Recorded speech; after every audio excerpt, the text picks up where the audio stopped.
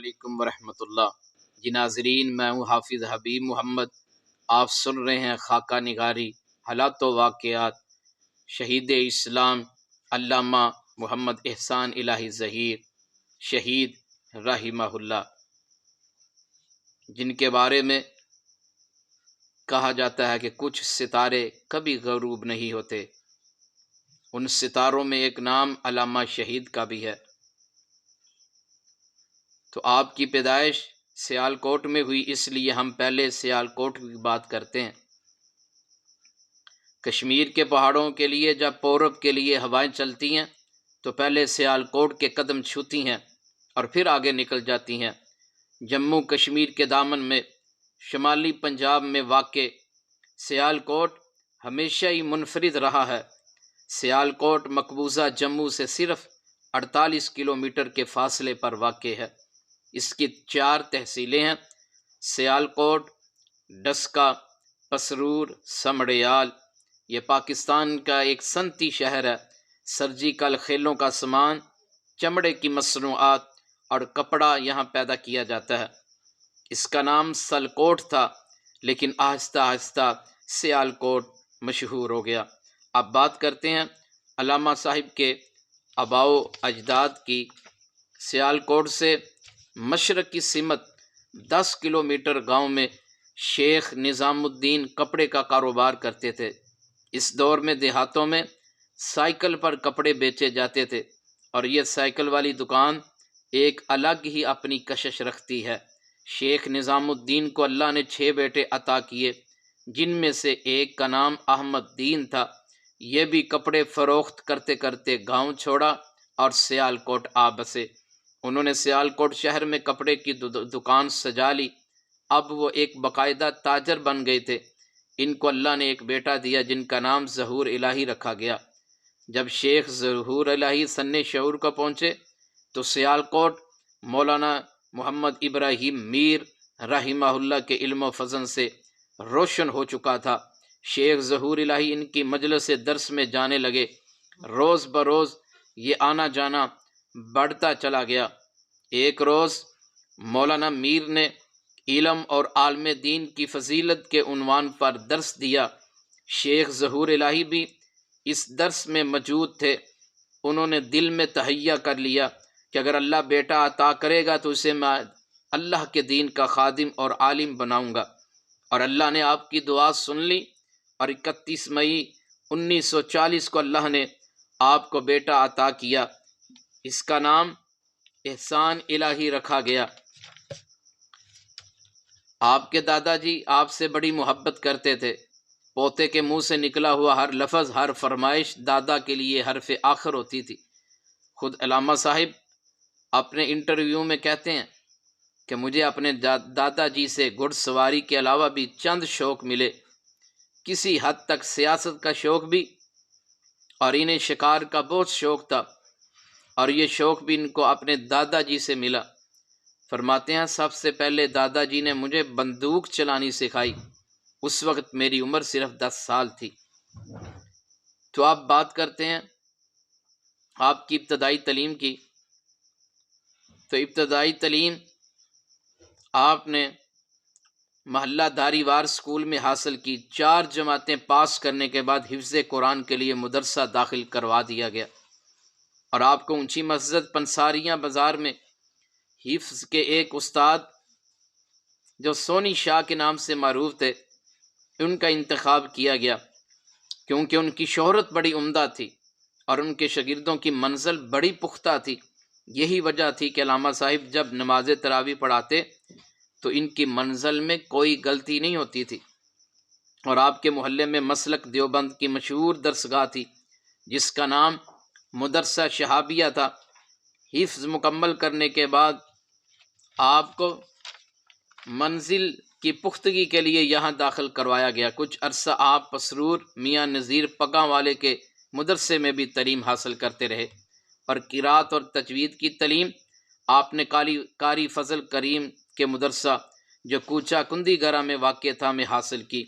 علامہ صاحب نے تقریباً 10 مصلے سیالکوٹ میں اپنے آبائی محلہ احمد پورہ میں سنائے تھے، اور آپ کی منزل انتہائی پختہ تھی۔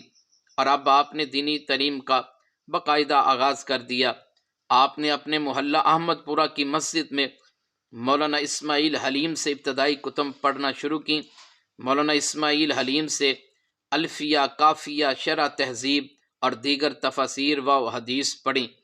احمد پورہ کی مسجد میں ابتدائی کتب تو پڑھی جا سکتی تھیں، لیکن اعلیٰ تعلیم کا حصول ادھر ناممکن تھا، اس لیے آپ کو جامعہ اسلامیہ گجرانوالہ میں داخل کروا دیا گیا۔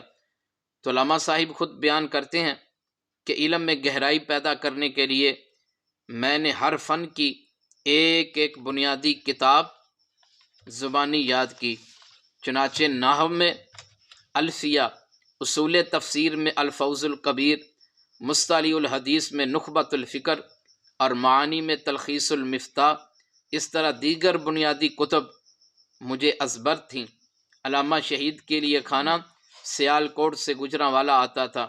ان کے والد محترم کا خیال تھا کہ مدرسے کے کھانے زکوٰۃ کے کھانے ہوتے ہیں، احسان الہی کا وہاں کیا حق ہے، سو اہتمام سے سیال کوٹ سے کھانا جانے لگا۔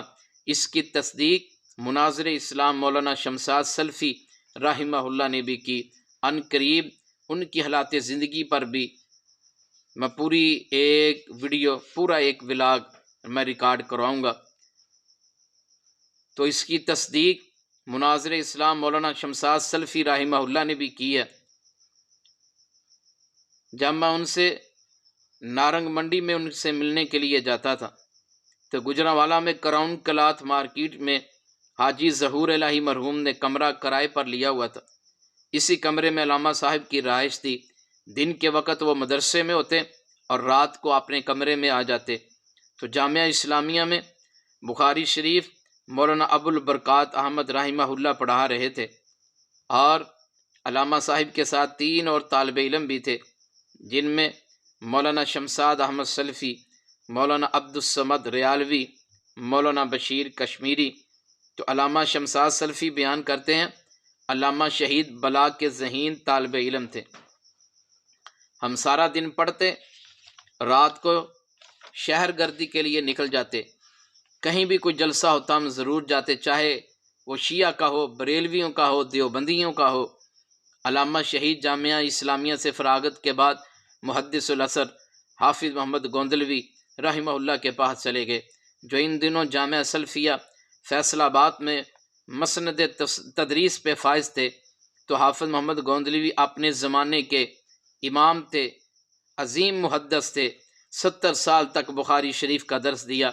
جب شیخ ناصر الدین البانی رحمہ اللہ مدینہ یونیورسٹی سے علیحدہ ہوئے تو ان کی جگہ حافظ محمد گوندلوی رحمہ اللہ کو مقرر کیا گیا۔ آپ کے بارے میں علامہ صاحب نے اپنی ایک تقریر میں کہا تھا کہ روئے زمین پر آج تک میں نے حافظ محمد گوندلوی رحمہ اللہ سے بڑا عالم دیکھا ہی نہیں۔ جب مجھ سے پوچھا گیا کہ ان کی کسی کتاب کا نام بتاؤ تو میں نے کہا کسی بڑی کتاب کو چھوڑو، مجھے دیکھ لو، میں ان کی ایک چھوٹی سی کتاب ہوں۔ پھر جامعہ سلفیہ میں مولانا شریف اللہ خان سے معقولات اور منقولات کی کتابیں پڑھیں، اور آپ نے 1960 میں فاضل فارسی کا امتحان دیا اور ڈگری حاصل کی۔ 1961 میں آپ نے فاضل اردو کا امتحان پاس کیا۔ 1962 میں فاضل عربی کا امتحان بھی پاس کر لیا۔ اسی طرح 1962 کے اختتام پر علامہ صاحب 21 سال کی عمر میں درس نظامی سے فراغت کے ساتھ ساتھ مذکورہ بالا 3 اہم امتحانات پاس کر چکے تھے اور اب آگے کی سوچ رہے تھے۔ تو مدینہ یونیورسٹی کے لیے 1963 میں جن طالب علموں نے پاکستان سے جانا تھا وہ جا چکے تھے، داخلے بند ہو چکے تھے، لیکن آپ نے مدینہ یونیورسٹی پڑھنے کا تہیہ کر لیا، ویزا لگوایا اور براستہ سڑک ہی سعودی عرب کے لیے چل نکلے۔ مدینہ طیبہ پہنچے تو داخلے بند ہو چکے تھے۔ آپ شیخ ابن باز رحمہ اللہ سے ملے تو شیخ ابن باز نے آپ کو داخلے کا اہل قرار دیا۔ مدینہ یونیورسٹی میں پاکستانی طلباء کو سی یا ڈی سیکشن میں داخلہ دیا جاتا ہے، لیکن جب آپ کا انٹرویو کیا گیا تو آپ کو پہلے اے سیکشن میں رکھا گیا اور بعد میں آپ کے لیے اے سیکشن کا انتخاب کیا گیا۔ مدینہ یونیورسٹی میں آپ نے جن اساتذہ سے تعلیم حاصل کی ان میں شیخ محمد امین شنقیطی، شیخ ناصر الدین البانی، شیخ محمد عبد الوہاب، شیخ عطیہ محمد سالم، شیخ ابو بکر جابر الجزائری، شیخ عبداللہ بن عبد العزیز بن باز رحمہ اللہ، اور اس کے علاوہ حضرت الامام حافظ محمد گوندلوی، شیخ ابو البرکات احمد بن اسماعیل اور مولانا شریف اللہ رحمہ اللہ آپ کے عظیم ترین اساتذہ میں ان کا شمار ہوتا ہے۔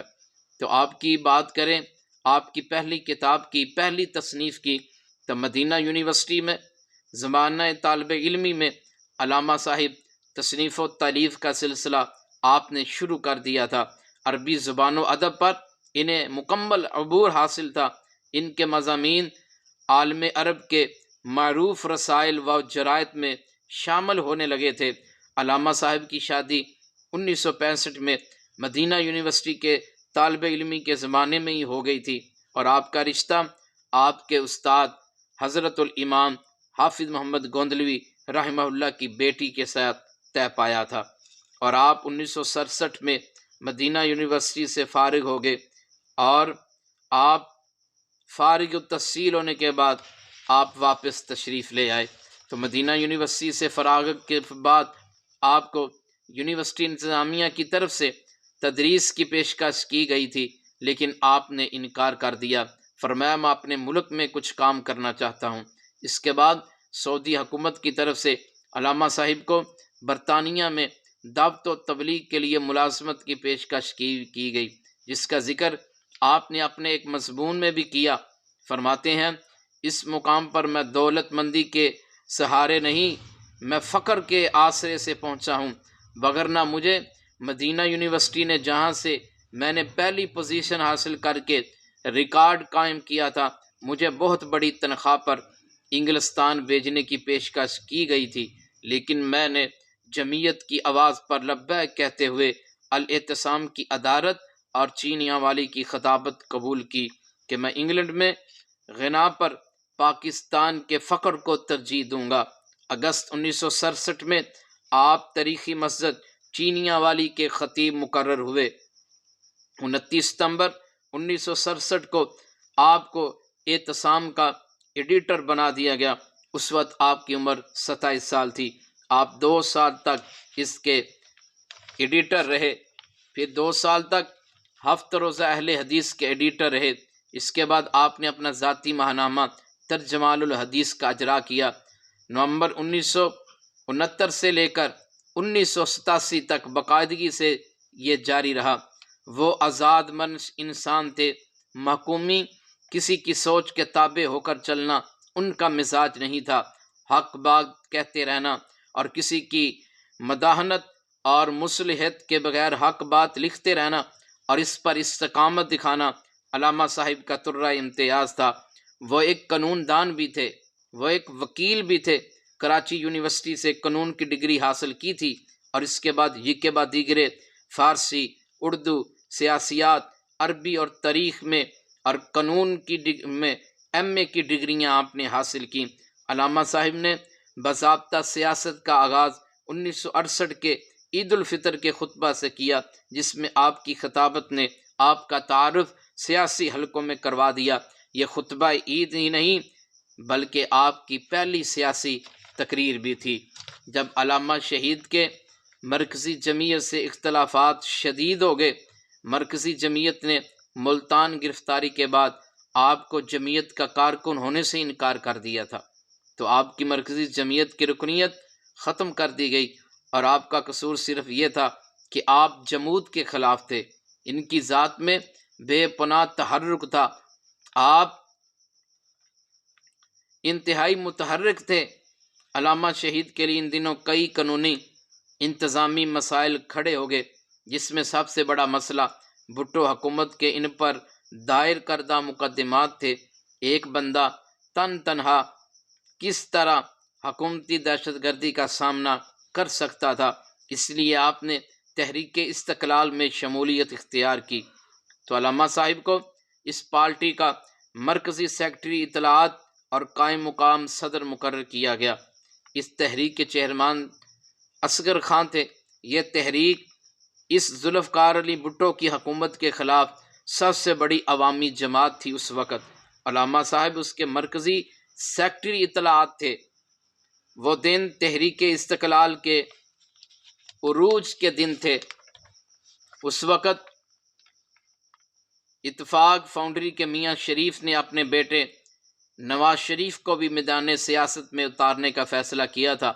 یہ بات ظاہر ہے کہ پیسے کے زور پر آئے تھے اور مقصد اپنے مالی مفادات کا اقتدار کی قوت اور طاقت سے تحفظ کرنا تھا۔ اس وقت میاں نواز شریف کو کسی صاحب نے دیکھا تھا۔ علامہ شہید اس تحریک کے مرکزی سیکرٹری اطلاعات تھے، قائم مقام صدر تھے کہ میاں محمد نواز شریف کتنی دیر علامہ صاحب کے گھر کے باہر ملاقات کے لیے کھڑے رہے تھے، اور علامہ صاحب باہر نکلیں تو ملاقات کا موقع مل سکے۔ 1977 کے الیکشن میں علامہ صاحب بھی قومی اسمبلی کی نشست کے لیے امیدوار تھے۔ لاہور سے 80 کلومیٹر دور پتوکی کا حلقہ آپ کو دیا گیا۔ یہ آپ کی زندگی کا پہلا الیکشن تھا۔ آپ کے مقابلے میں پیپلز پارٹی کے امیدوار راؤ شفاعت تھے۔ آپ الیکشن کے دن الیکشن جیت رہے تھے، لیکن انہوں نے بدماشی، گنڈا گردی کی انتہا کی اور آپ کے پولنگ ایجنٹ اغوا کر لیے گئے، جیلی بیلٹ باکس بھرے گئے، دھاندلی سے آپ کو ہروایا گیا۔ بی بی سی نے ایک تجزیہ نشر کیا کہ جن حلقوں میں حد سے زیادہ دھاندلی کر کے انتخابات کے نتائج تبدیل کر دیے گئے، ان میں علامہ صاحب کا حلقہ بھی شامل تھا۔ اور پھر آپ نے کچھ وجہ سے تحریک استقلال کو خیر باد کہہ دیا، اور آپ نے اس دن سیاہ رنگ کا لباس پہنا، سیاہ رنگ کی جوتی، سیاہ رنگ کی ٹوپی پہنی ہوئی تھی، اور آپ نے اس پریس کانفرنس میں کہا کہ میرا ارادہ ہے کہ میں اپنا اہل حدیث پلیٹ فارم بناؤں۔ اور پھر آپ نے جمعیت اہل حدیث پاکستان کا اعلان کر دیا۔ ملک بھر کے اہل حدیث کسی سیلاب کی مانند اس جمعیت میں شامل ہونے لگے۔ شاید ہی کوئی دن گزرتا جب کسی علاقے کی بڑی شخصیت علامہ صاحب کی جماعت میں شامل نہ ہوتی ہو۔ تو مولانا عبداللہ کو اس کا پہلا امیر مقرر کیا گیا، جبکہ مولانا محمد حسین شیخو پوری کو پہلا ناظم اعلیٰ منتخب کیا گیا۔ اس تحریک کو اتنی پذیرائی ملی، صرف 3 سال کے عرصے میں تمام ملک میں کوئی ایسا نمایاں عالم دین، شیخ الحدیث، مقرر، مصنف نہ رہا کہ جو اہل حدیث ہو اور جمعیت اہل حدیث کا کارکن نہ ہو۔ جمعیت کے قیام کے بعد اس کے ابتدائی دفاتر برانڈرتھ روڈ پر ایک عمارت میں قائم کیے گئے، پھر شاہ جمال کی ایک بڑی عمارت میں، چند سال بعد ہی 53 لانس روڈ کی عمارت خرید لی گئی اور جمعیت کے دفاتر یہاں منتقل کیے گئے۔ اب آپ کی کتب کا تذکرہ کرتے ہیں۔ آپ کی عربی تصنیف، جن میں الشیعہ والسنہ 1984 تک اس کے 22 ایڈیشن شائع ہو چکے تھے۔ یہ آپ کی اہل تشیع کے بارے میں اولین تحریری کاوش تھی، اور آپ ایک مرتبہ بیروت کے سفر پر تھے، اور آپ بیروت پہنچے اور آپ ایک کتب خانے میں گئے، ایک کتابوں کی دکان میں گئے، تو آپ نے دکان کے مالک سے کہا کہ آپ وہ کتاب دکھائیں جو آپ کی سب سے زیادہ بکتی ہے۔ تو اس دکان کے مالک نے ایک کتاب علامہ صاحب کے سامنے رکھی جس کا نام تھا الشیعہ والسنہ۔ وہ علامہ صاحب سے متعارف نہیں تھا، اور اس نے کہا یہ کتاب سب سے زیادہ میری دکان میں سیل ہوتی ہے، بکتی ہے۔ یہ واقعہ خود علامہ صاحب نے سنایا تھا، اور آپ کی ایک کتاب وہ بھی عربی میں ہے، الشیعہ و اہل بیت۔ 1985 تک اس کے 10 ایڈیشن شائع ہو چکے تھے۔